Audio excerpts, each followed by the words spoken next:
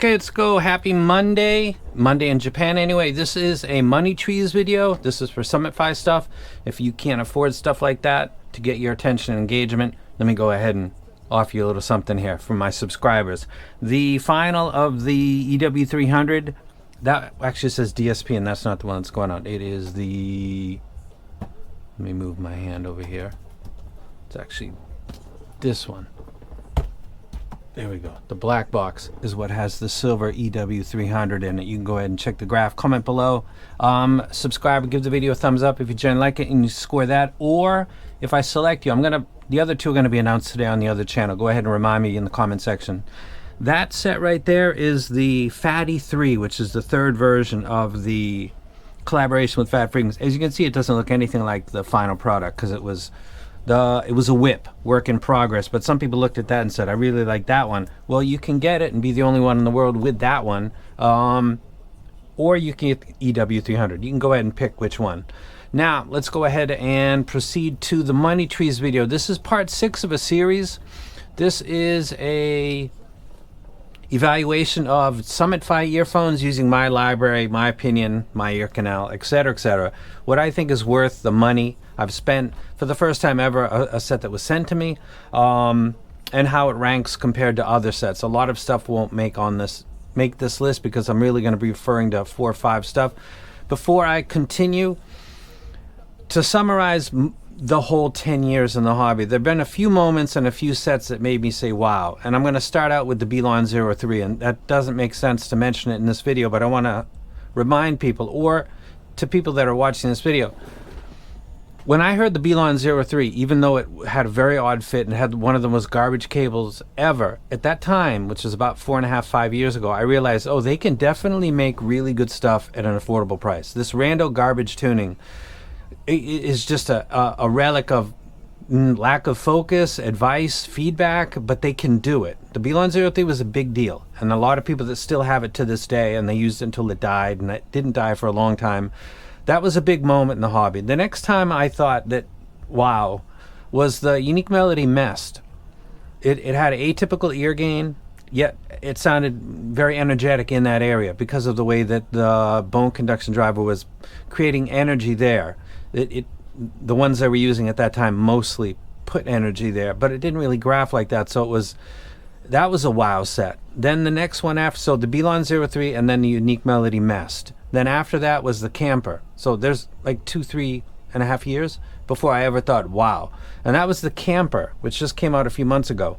The way that they put that together and the way that they placed the bone conduction drivers, a lot of people have a fit issue, I'm seeing. But that's a beast of a set. And then this set comes along, which is the PMG Audio Apex Stone Edition, and it's very shortly coming up behind the Camper, but it is a set that I listen to till the battery dies on the N30. I listen to it every day. This is the most engaging set that I've ever listened to. Now we're going to go ahead and start with this video. We're going to look at the frequency graph first, and this is just a demonstration as they're lined up at 500 hertz. I'm not adhering to some strict, like it's got to be like this because I don't like it otherwise. These are wildly different. It's the tuning combined with the drivers and the way that it sounds in my ear, the sound of the drivers. It doesn't need to hug onto my curve. That's maybe confusing for some people, but I don't want the same face thing. I don't want 5 things that cost $5,000, $4,000, $2,000 that sound like they're playing back exactly the same. I wanted the music to sound realistic to me, and all of these sets with these different tunings do that. It goes to show you the value of graphs, and that is to say that frequency graphs are quite limited in what they're going to tell you beyond tonality, and again, like the Mest series, doesn't really tell you accurately. It would imply that vocals are going to be kind of like the Dunu SA6, the one that got the most bass and the least ear gain, and how that sounded. The Mest doesn't sound anything like that. The Mest was the first set that sound out of your head that I ever heard in this hobby, having heard all of the expensive stuff. So that graph definitely doesn't tell the story, and a lot of times it doesn't. Now let's go ahead and talk about ranking, which would be the next, actually Spider Graph. Let's go to Spider Graph next. Haven't done this in a while. Just generally speaking, this is 3 or 4 sets that I think when I associate like bass, mids, or treble, start with the bass. I think that the Camper is a beast beyond what it graphs and beyond the Bone Conductor driver that's supposedly doing the mids. It does more than that, but that's, you can figure that out with your library or not. The Apex by PMG is arguably the best that I've got. It's very close. The RN6 by Fear Audio and the Subtonic Storm, those are 4 sets in the bass. Everything else is going to be 3 sets. In the mids, it would be, now you see why I'm doing the video. The biggest set is the Apex SE in the mids, in the treble, resolution, stage, tonality, kind of like what the Camper did. It just took over. It is really a kind of a game changer set, in my opinion. I think it's the pick for the mids, and then I would say the Camper and the Storm. Then we get to the treble, same thing. The Apex Stone Edition, the Storm, and the Camper. Resolution, it would be the Apex SE, the Amber Pearl, and the Camper. In the stage, it would be, this would be maybe surprising, but I did this before I sent out the Storm. The stage on the Storm is quite impressive, especially when you run it off a desktop. It is, it plays live performances like Freebird, from One More From the Road by Leonard Skinner. Still Haven't Found What I'm Looking For by U2. These are lossless versions, and they have audio cues that seem to be behind you and around you because of crowd noise. And that really steps out on the Storm, and I hadn't really seen that before or noted that when I thought about what the Storm equals. I thought more about mids and bass, but it does really good with stage. The Amber Pearl is another set that has a massive stage. Remember, Psychoacoustic Illusion, these are all earplugs, but it sure sounds big.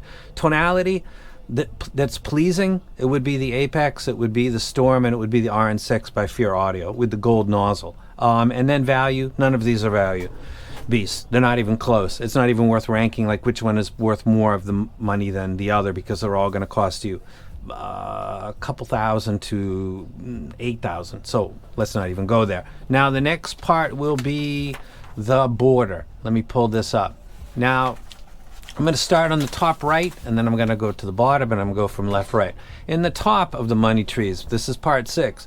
Number 1 is going to be the PMG Apex SE. It's hard to explain. It doesn't seem to do anything wrong, and it seems to do everything exceptional.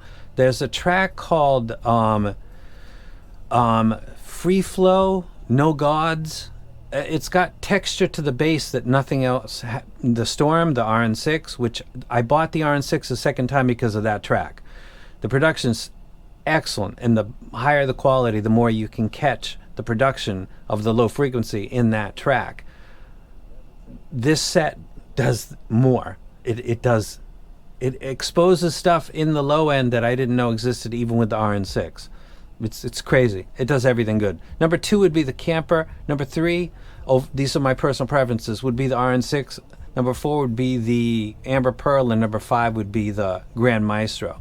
If I were picking sets based on genre, some people say that that's not really. I kind of became known in this hobby for exactly that specific reason, for talking about the same music and talking about my library constantly and what fits and what doesn't, because there are some sets that simply don't seem to have enough bass for trip hop, EDM, hip hop, rock and roll with 4 and 5 string bass guitar. Some sets don't seem to do that well. Others seem to do it well. It's worth mentioning. Hip hop, I would say the PMG Apex SE, the Camper, the RN6 by Fear, and the Grand Maestro are the ones I would pick. For rock and roll, the Apex, the Camper, the RN6, and the Grand Maestro, so it's the same. For reggae, it would be the same. I didn't even realize this till I'm looking at it now. And the difference would be classical, and this is where we have the Apex SE, the Camper, the Unique Melody, Multiverse, and the Amber Pearl would be for classical. I wouldn't take the Grand Maestro, though one of the tunings might do it. And I wouldn't take the RN6 for classical. Now you can see the graphs as we've already looked at. Now on technical merit, the ability to perceive subtle nuances within tracks that you know exist but don't necessarily expect to hear them, but when you do, it jumps out. Finger sliding on a fretboard, Randy Rhoads playing a track called D on Blizzard of Oz. and other tracks that you're probably familiar with. We all have different versions of it depending on our library and what we like and listen to, more times than we can even count. Saying you've listened to something 10,000 times doesn't capture it. It's way, way, way more than that. On techs, I would say that this set, and this is probably why I'm actually doing this video, is right here. I think that this does stuff that nothing else does. It's a little bit better than the Camper, and the Camper comes in at number 2. Technically, I think that the Storm is exceptional. It's got a smoothness. I'm talking about doing under good quality, extreme power with lots of headroom. The Storm is excellent. If you're running it off a Apple dongle, or I'm not talking to you, not because there's something wrong with you, but I would recommend that you enjoy a $5,000 investment at a point where it's probably going to give you things that you're not getting out of an Apple dongle or a dongle in general. Step up. If you step up, it goes to 3. Number 4 would be the Unique Melody Amber Pearl. I'm sorry, it's a Cayenne. I won't get into it. I forgot. It's the Cayenne Amber Pearl, I guess. But with all that aside, it's still, I think it's the best set that they've released. And then next to that is another Unique Melody, number 5, which is the Multiverse, which is a res beast. The Multiverse is like pre-Camper, and the Camper has a little bit in the late trouble that some people might want there, and then the PMG comes in after and fulfills the actual next step beyond the Multiverse with, I think, better tuning, better bass, and better res. But it's really picking up where the Unique Melody Multiverse left off. So these are my... Oh, and one more thing. Let's go ahead and rank this on a bass scale only. I don't think I've done that. Let me put this right here. This is the hard one, because I could switch out the PMG and put it at number 1, but the Camper has this ability where it has substantial low frequency drops, and it's only active at that point. It's like it takes something special to stimulate the drivers, because some people pick it up, and I've seen translated Russian, Spanish, and German reviews, and maybe Taiwanese, where they're all noting the same thing. Like, once you certain things, and it comes way beyond what you're expecting for the configuration and just what it's been doing in prior listening, and suddenly it's slamming out of nowhere.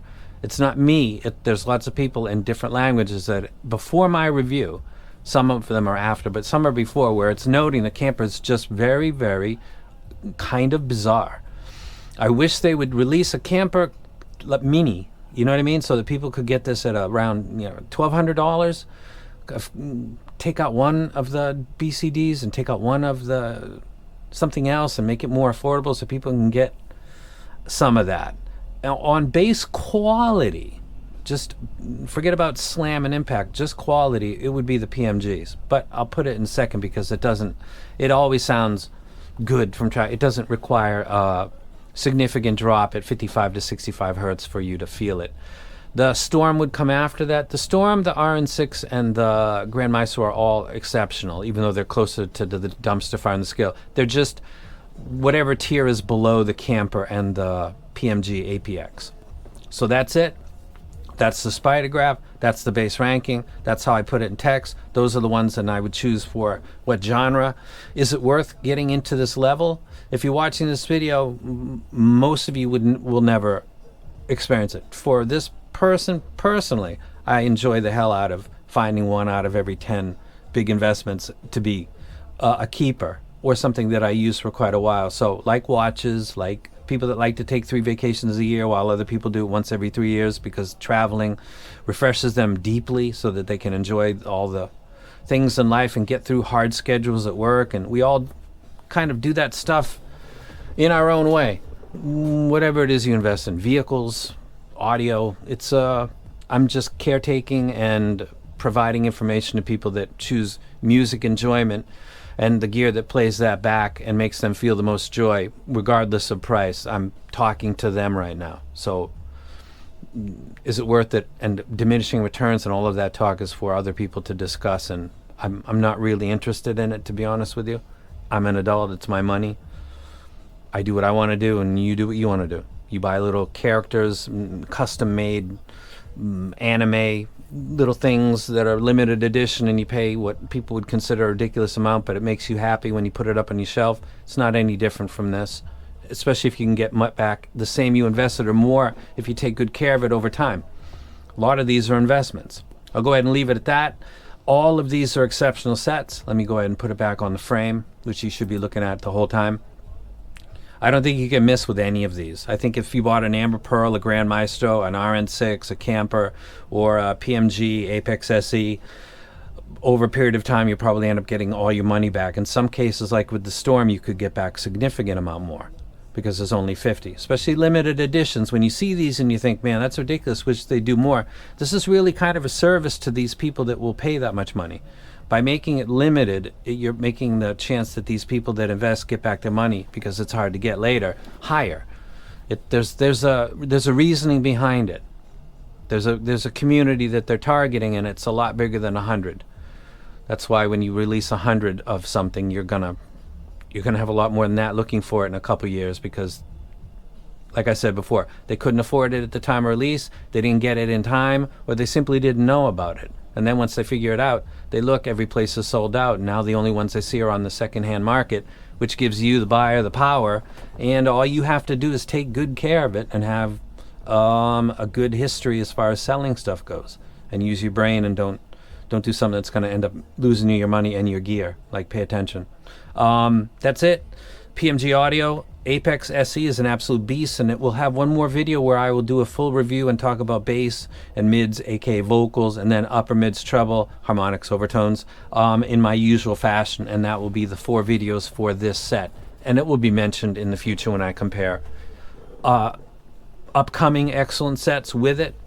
And I'm out. You guys have a great Monday, and I'll probably see you in about 2 days. And I'm actually out now. Maybe enjoy a little bit of my son if I remember to put it in. And I'm actually super really out now.